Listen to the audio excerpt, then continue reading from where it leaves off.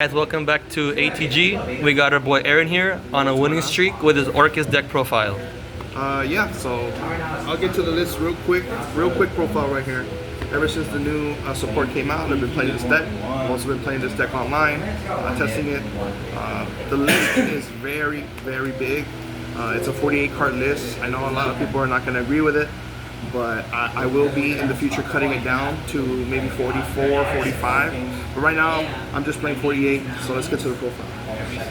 Obviously, we got triple gear suit, triple harp. Now these are the best like normal summons because you have the link 1. I played 1 symbol, 1 wand. And the difference between other lists is I did play 2 nightmare.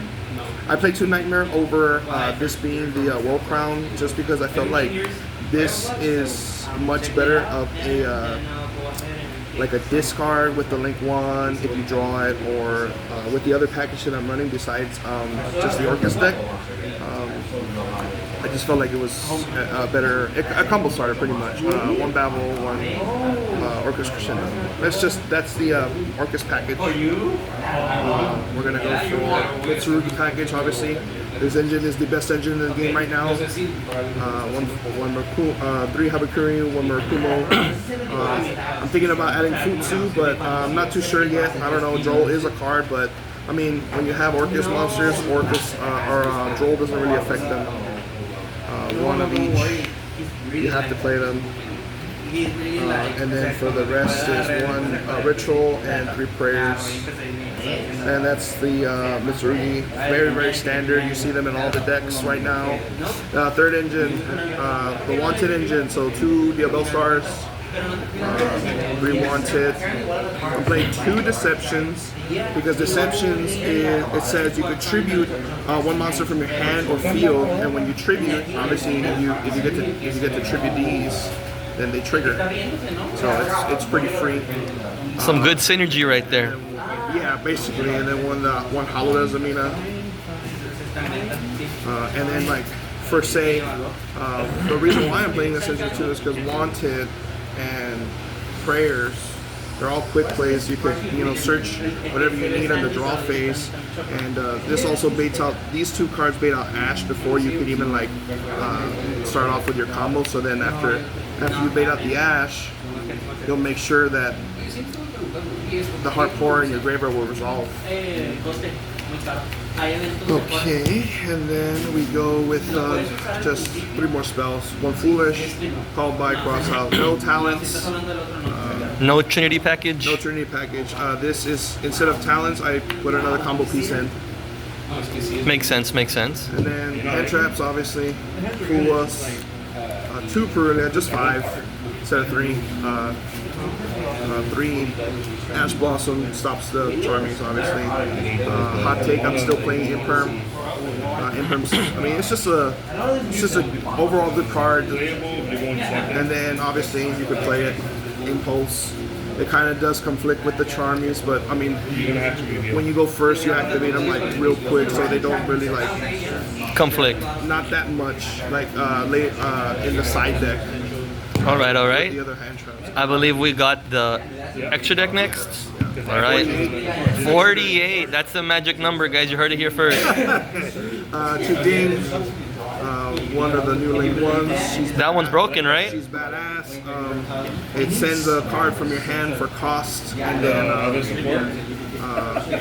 it searches for either Orchestrated Babel or a World Legacy card. So in case, like, for instance, you already have the Babel and you just want to trigger the effect, you could also, you could for some reason look for the Wand if you want, but I mean, it's kind of not necessary sometimes, but it's just so good when you normal summon the Heart Pour and then you just link it right away. Full combo starter right there. I heard that card was hard to pull.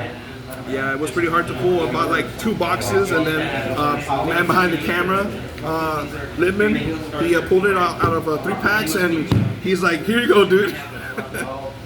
2 Galateas. QCR, beautiful. These are gonna be QCR too. I used to have the OTs, but now I have the. Well, I still have them actually. 1 Long, and the new guy, he's really good recursion, and he's also a stealer. We have Babel on field. He's basically a mind control, and it stays forever. A walking mind control. Gotta love to see it. That's for the Orcust stuff, and then IP obviously into SP or into the big guy. So more than likely, it's either one of these two that you go for the IP. Dark. It takes any bestials. It takes when you out it. It takes one of the Mitsurugi monsters, Yeah, no? It takes Aramasu? It takes this boy. that guy. It's insane. Morokumo. Also, you can crash and switch for gear suit like that. Dynamondo doesn't really come up. It's not a dark, but it sometimes when you don't open any of your Orcust cards, like this kind of comes up. It's just But a free link monster. Just a free link mode. This is the flex spot where I could just put anything. I could put Typhon in or whatever. If you were to cut it, what would you, if you had anything in mind, what would you swap it out for if you got to a point? Yeah, if I got to a point, it'll probably be Typhon, or it'll probably be the Evil Swarm Nightmare. That rank 4 is pretty broken. The Book of Moon, right? Yeah, the Book of Moon. That's a quick effect. Yeah, that one's Speaking busted. of XYZs, obviously, it bridges in one harp or one gear suit bridges into this, and it's insane because I thought it was an earth, but it's a dark. Azamina, only one because I'm not gonna be wasting all my cards in my hand for the other one. I don't need to search for wanted. It's just negate and that's it. You gonna get that fusion ulti or nah? Most probably I will, yeah. And then 1 and 1, two spots, extra side deck, super qualities. All right. So I'm guessing I can already guess some of your side cards already. Looking at those last two. Yeah. So actually, we'll start off with the hand test first. We'll put two